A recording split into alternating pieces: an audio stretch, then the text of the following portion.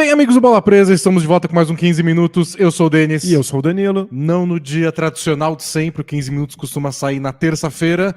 Porém, terça-feira de carnaval, estávamos todos lá, eu e Danilo, em casa, olhando o carnaval pela janela, tomar conta do bairro e descobrindo que a gente era incapaz de chegar nos estúdios Bola Presa. Isso, os estúdios Bola Presa de rádio e televisão não estavam disponíveis, então, por questões óbvias de limitação de transporte, estamos gravando depois. Mas com sorte, você também está voltando do carnaval agora e toma aí um bom café e um banho, e aí dá para assistir aqui o 15 minutos. Banho é importante, né? Porque o pessoal que ficou aí na rua. Mas hoje a gente vai falar sobre o que aconteceu na última fim de semana. Não sei se vocês assistiram, né? Essa vez estavam no carnaval também. Um tal de All-Star Weekend, o fim de semana das estrelas da NBA, que infelizmente, Danilo, a gente ficou sabendo que precisa ser salvo. De novo. De novo. Tradição anual, salvar o All-Star Game da NBA. Toda temporada o pessoal fica insatisfeito com o All-Star Game e acha que alguma coisa precisa ser feita para torná-lo mais divertido. A gente abriu lá nosso grupo do Facebook para assinantes. Temos assinantes? Assim Isso, assina a Bola Presa, você recebe um monte de conteúdo extra exclusivo. Pra gente ter sugestões de tempo por 15 minutos, e claro que surgiu essa de como o All-Star Game pode ser salvo. Foi um tema bem discutido lá no grupo de assinantes ao longo do fim de semana. Tudo que estava ruim, tudo que precisa funcionar, um monte de gente dizendo, eu nem assisto mais, faz não sei quantos anos, então vamos fazer o que a gente faz toda temporada, que é salvar o All-Star Game. Claro. Vamos lá, bora. 15 minutos. Então salva aí, Danilo. A parte divertida é sempre que a gente tem que salvar alguma coisa que tá aí existindo há muitos e muitos anos, numa das ligas mais bem-sucedidas economicamente do planeta. Mas é que todo mundo tem, no fundo do coração, um lugarzinho de ser game designer. A gente gosta de opinar sobre jogos e de transformar esses jogos em coisas melhores. Porque qualquer coisa que você vê que não tá funcionando, você acha que é fácil. É só mudar uma regrinha aqui, outra regrinha ali, e o jogo fica instantaneamente melhor. O que é um pensamento muito perigoso de se fazer, já que jogos são coisas bem complexas. Às vezes você muda um detalhe e estraga outro que você nem previa. Né? E o basquete é um esporte muito bem sucedido no seu game design, né? Todo mundo gosta de basquete há muito tempo, então você não quer mudar tanto assim, é o que você sempre fala quando tinha discussão sobre... não, agora tem que ter lance livre assim, tem que ter cesta de 4 pontos, tem que ter, vai virar muito gincana, passa ou repassa. Pois é, e a gente não sabe o que isso altera no modo de se jogar, de se pensar o jogo. É tudo muito perigoso. Eu sempre lembro uma Copa da América Central de uns anos atrás, eu não lembro exatamente qual era o torneio, mas eles achavam que empate era muito chato. Então, é meio chato, né? Bem, então eles queriam que o jogo sempre fosse a prorrogação, não importava se fosse um jogo final ou não, podia ser mesmo na fase de grupos, e para incentivar que as pessoas quisessem fazer um gol na prorrogação, o gol na prorrogação valia 2 para o saldo de gols. Você faz ali uma mudança de game design e quando você menos percebe, você tem um problema que faz mais sentido você fazer um gol contra de propósito, para levar o jogo para prorrogação do que você ganhar no tempo normal, porque o seu saldo de gols fica diferente. Então, muito cuidado quando a gente quer alterar regras para solucionar um problema. Às vezes o problema é imaginário, às vezes o problema é fictício, você gera mais problemas mais para frente. O que eu acho curioso no caso do All-Star Game é que já mudaram as regras. Faz alguns anos que a NBA aboliu o leste-oeste, passou a ter os capitães que escolhem os seus times. Nesse ano escolheram antes do jogo, lá na beira da quadra, tipo pelada, uma pelada bilionária. Isso, claro.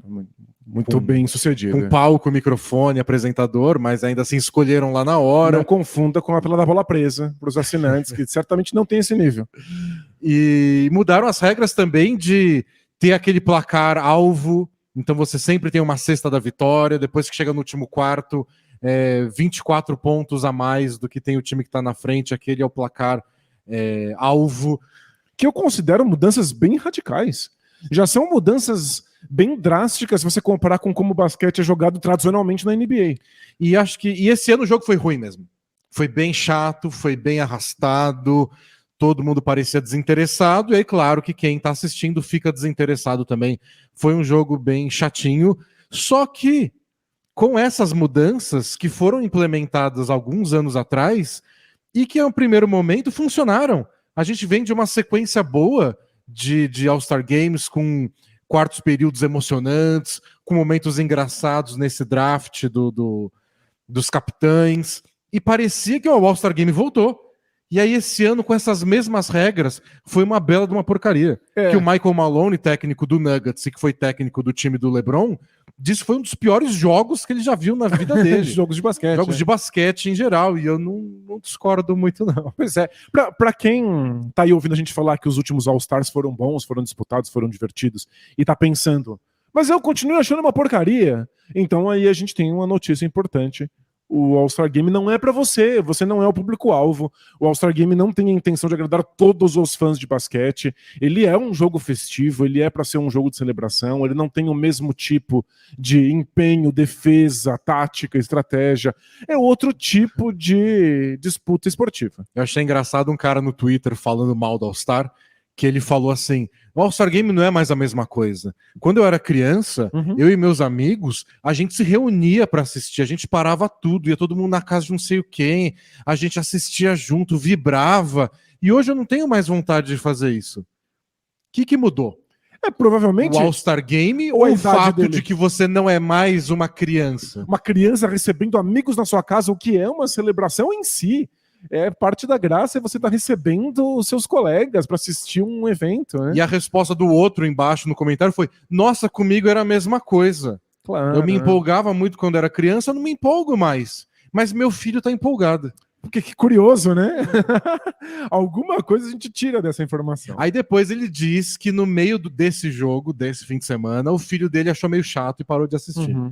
É que uma outra notícia que eu tenho, além dessa de você não é mais criança, é que esporte tem dessas. Não tem como garantir que vai ser bom. Claro. Inclusive, é uma das definições de esporte, é que tenha finais imprevisíveis. A imprevisibilidade do esporte é o que nos agrada. Não tem roteiro. Exato, não é pré-scriptado. Sabe que eu já vi que é ruim? É final de Copa do Mundo. Acontece, já vi final de Copa do Mundo ruim. Chata, meio entediante. É que a Copa do Mundo, o Super Bowl, qualquer outra grande decisão de qualquer esporte, ela tem aquela coisa do tipo, é histórico. Pode ser o pior jogo da história. Mas ser o pior jogo da história é um grande mérito, é difícil, né? Ser o pior jogo em uma final de Copa do Mundo, incrível. você tá vendo a história acontecer. Tá nos livros, se ainda existissem livros. Alguém vai sair desse jogo campeão do mundo. Então, mesmo que o jogo seja entediante, ele tem um peso do que tá acontecendo. Tem uma emoção que é mais do momento do que o que acontece dentro da quadra. E o All-Star Game, por ser um jogo festivo, por natureza, por ser um amistoso, se ele não tem esse peso histórico. Então, se calha de ser um jogo chato, é só um jogo chato. Perfeito. Com grande elenco, mas chato. E aí vem a parte do diagnóstico. Da gente tentar entender por que uma coisa é chata, por que ela não funciona, e tentar descobrir se a gente pode de fato consertar isso. Porque são muitos elementos diferentes que tornam um All-Star melhor ou pior. Às vezes é simplesmente sorte. As bolas certas entrarem nos momentos certos para criar um clima de tensão e de rivalidade entre aqueles times. Às vezes um time tá errando tudo, o outro tá acertando tudo, e a gente tem uma lavada e o jogo não fica disputado o suficiente. Acontece na temporada regular, acontece nos playoffs. A gente viu aí final da Conferência Oeste com um time dando uma lavada no outro, sabe? Acontece e não tem muito que você possa fazer a respeito. A outra coisa que eu acho que é essencial, e é o motivo pelo qual o All-Star Game tinha sido bem sucedido nas últimas temporadas, é os jogadores se importarem, eles se engajarem. E eu acho que às vezes você simplesmente dá azar de que os jogadores não estão naquele momento, de que lesões atrapalharam os jogadores que estão ali disponíveis, e um jogador que se importa, como o Antetokounmpo, não tá ali, tira o clima do resto dos jogadores de estar se entregando e se dedicando. Eu acho que tudo isso a gente se repete todos os anos, né? Esse assunto volta à tona, às vezes com campeonato de enterradas, às vezes com sei lá o quê, mas muitas vezes com o próprio jogo das estrelas do domingo, e a gente já bateu nessa tecla há muitos anos, que o que importa são os jogadores. Se eles estão afim de jogar, o jogo vai ser bom, porque são os melhores jogadores do planeta reunidos na mesma quadra. Eles precisam se importar.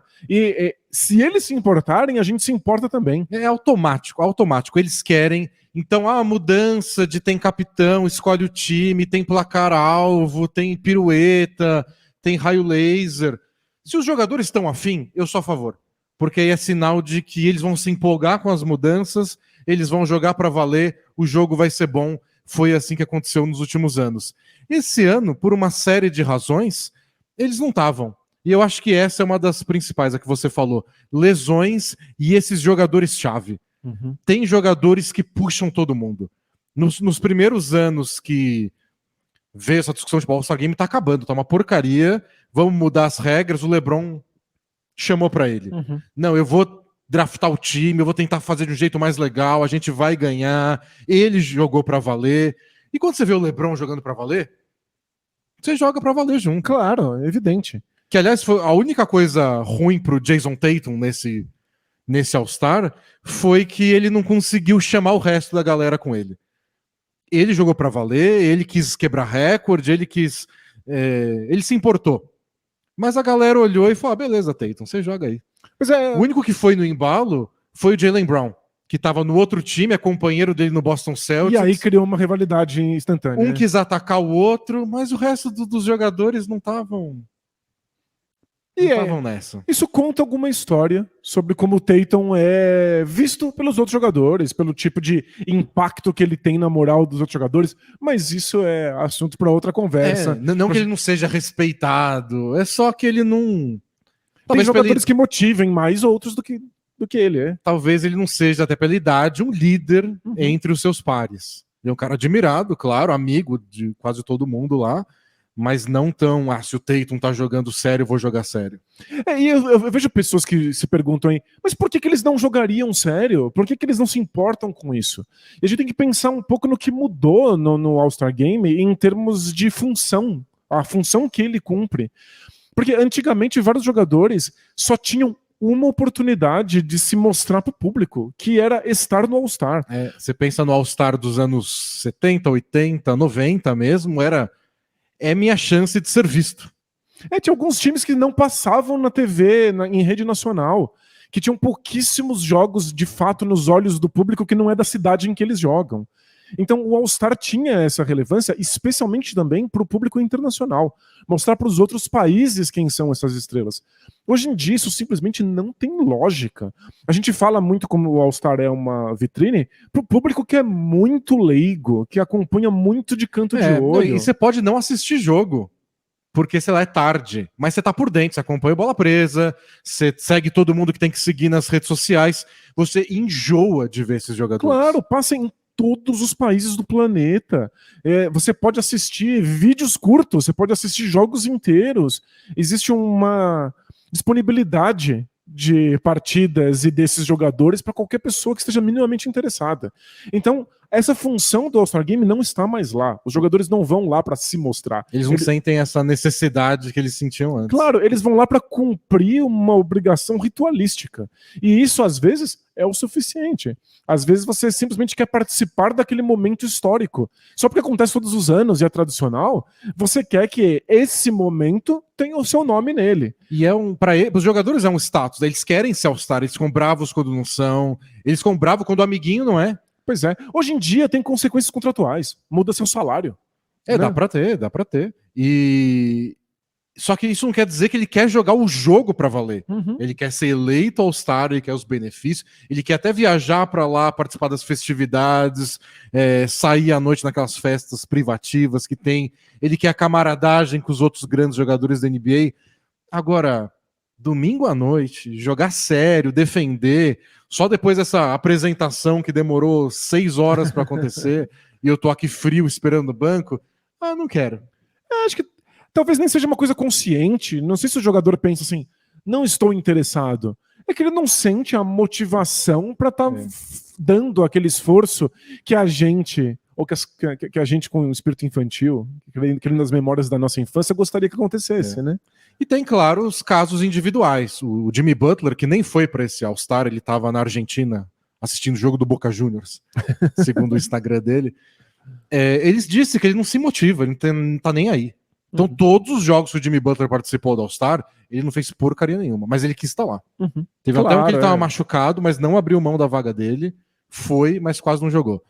O Jokic já disse que ele falou depois do jogo, eu não me draftaria, né, porque O estilo não dele não faz nasci pra sentido. esse jogo. Claro. O Luka, ele fez as primeiras cestas, ele foi entrevistado durante o jogo, né? Isso Ele tava jogando com um ponto no ouvido e conversando com a transmissão enquanto ele jogava. foi uma novidade que a gente teve nesse All-Star, né? Aconteceu inclusive nos jogos dos novatos segundanistas, né? Ele falou, eu já fiz meus 2 pontos, pra mim já foi. Ele não queria sair zerado. Claro, aí é vergonhoso. Que aí é vergonhoso, mas eu não vou correr, não vou fazer nada. O que foi engraçado do Luka é ele conversando, que tava com o microfone, ele interagindo com os outros jogadores durante a partida.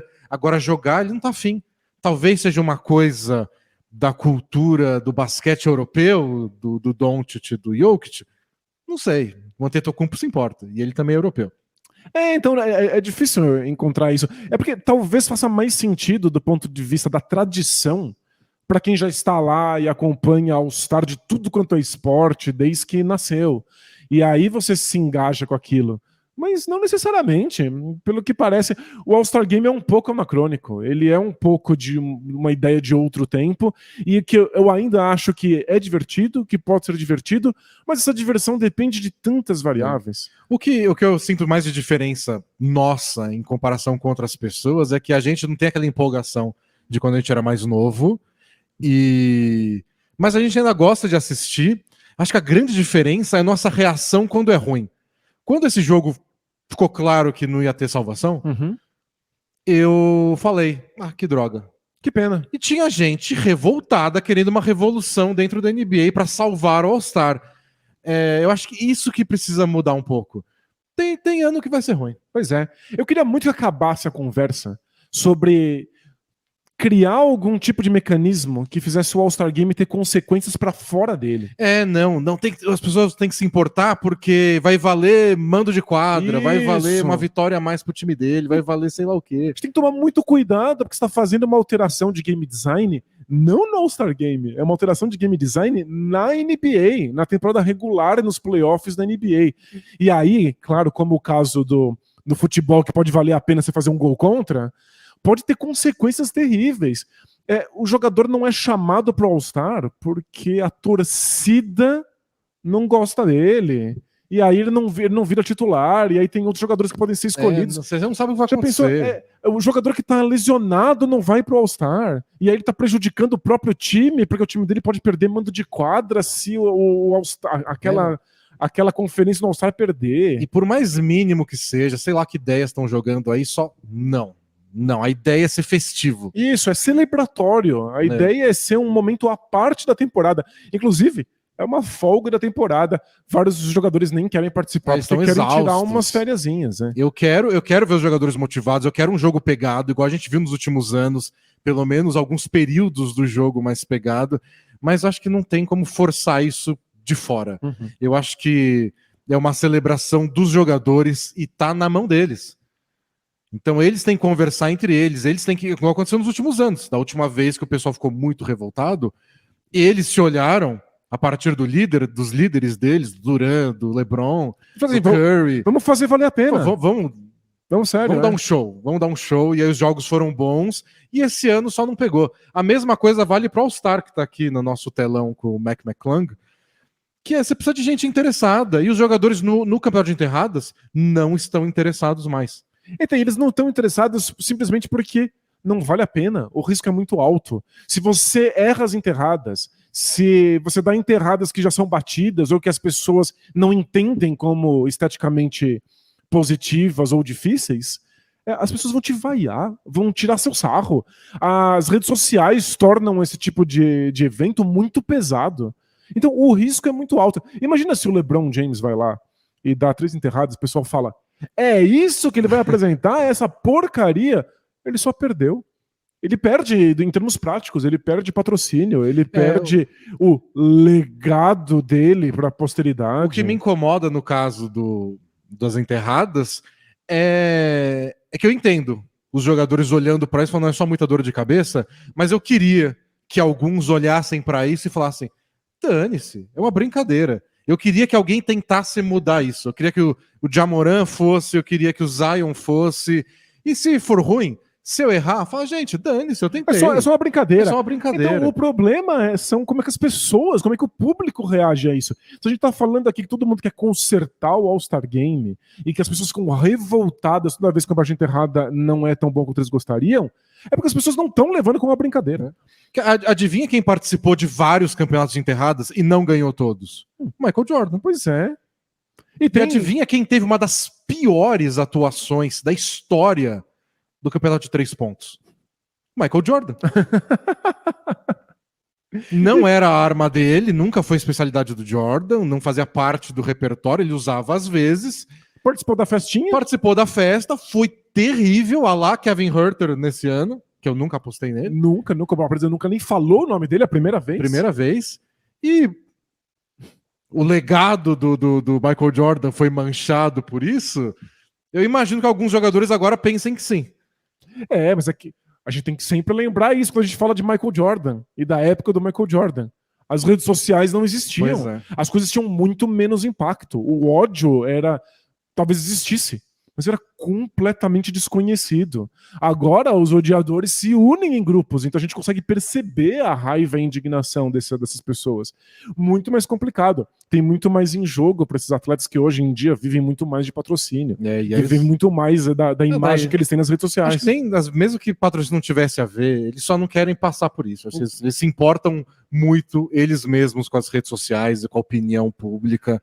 É todo mundo, né? De certa forma. Claro. E eles não querem só se arriscar. E é por isso que vale muito mais a pena. McClung não tem nada a perder. Porque não tem nada a perder. Vale muito mais a pena quando você pode levar isso a sério, e é a única coisa que importa para que o esporte exista, que alguém leve ele a sério, sem que nada de ruim possa acontecer. E aí a gente teve um grande momento no campeonato de enterradas, com um desconhecido, o que tira um pouco da graça, mas é só para mostrar que qualquer um que se importe pode carregar um evento esportivo nas suas costas. E para finalizar, só que já deu nosso tempo, outra coisa importante, que é muito importante para a NBA, gigantesco de importante para a NBA, e que a gente que vê pela TV, especialmente a gente que vê de outro país, não leva em consideração, que é o evento em si. A NBA se preocupa muito em reunir todo mundo no mesmo lugar, então é importante para a cidade. Eu vi um torcedor do Jazz revoltado, ele falou, não, eles se preocuparam mais em fazer um design, uma identidade visual para um fim de semana do que para o time. Porque os uniformes do Jazz parece que foram feitos em 5 minutos no Canva.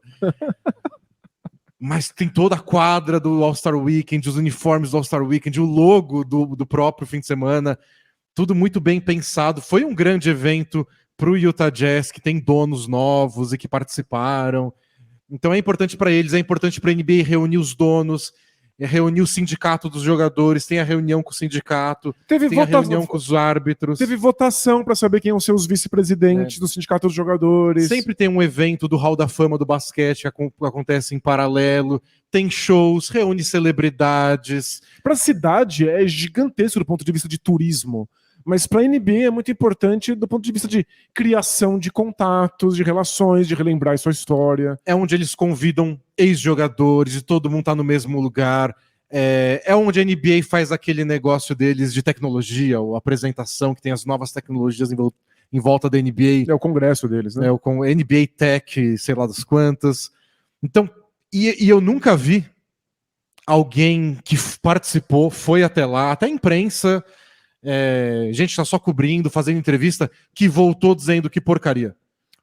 O evento é muito maior do que o Jogo das Estrelas, não tem como ele falhar inteiro. Tem gente que foi pra lá, viajou, falou, o jogo foi ruim, né? Mas que fim de semana legal. Pois é. Porque o evento é que a gente vê o jogo na TV, a gente liga a TV às 10 da noite do domingo, assiste aquelas 2 horas e fala, que bela porcaria que foi, né? Mas é um negócio muito maior que a gente, infelizmente, não consegue todos tirarmos proveitos de tudo. A gente tá falando que o All-Star Game talvez não converse muito bem com o nosso tempo, porque a gente tem muito mais possibilidade de ver esses atletas. Ele ainda cumpre uma função que justamente não somos nós. Não é a gente. Eu vi um monte de gente que segue a NBA só pelo Twitter, que cobra a NBA só pelo Twitter, e que viajou para lá, e teve a oportunidade de entrevistar todo mundo, e as entrevistas são mais leves. Então. Não é uma entrevista acontecendo depois da derrota do seu time. Você pode perguntar pra Baboseiro, qual foi o seu momento inesquecível na NBA? E o cara responde de bom humor, porque ele tá lá só pra isso também. E são entrevistas mais genéricas, né? Você não tá tentando falar sobre um problema, uma dificuldade, uma polêmica da equipe do cara. Porque vocês perderam. Isso. Porque você errou tudo. A pergunta é: qual é o jogador que você mais gostava quando você era criança? São umas perguntas bem sem problema. É uma grande celebração que acaba em um jogo que às vezes é ruim, às vezes é bom, e esse ano foi péssimo. Acontece. A gente só precisa de um ou outro jogador que queira carregar isso nas costas, como um certo campeão aí do torneio de enterradas, e tudo fica bem mais uma vez. É isso. Então é isso, gente. A gente volta quinta-feira para gravar o podcast aqui no YouTube. Vai ter mais conteúdo até lá para os assinantes. E semana que vem tem prancheta. Assine Bola Presa, dê seu palpite de tema e até mais. Até mais. Tchau. Tchau, tchau.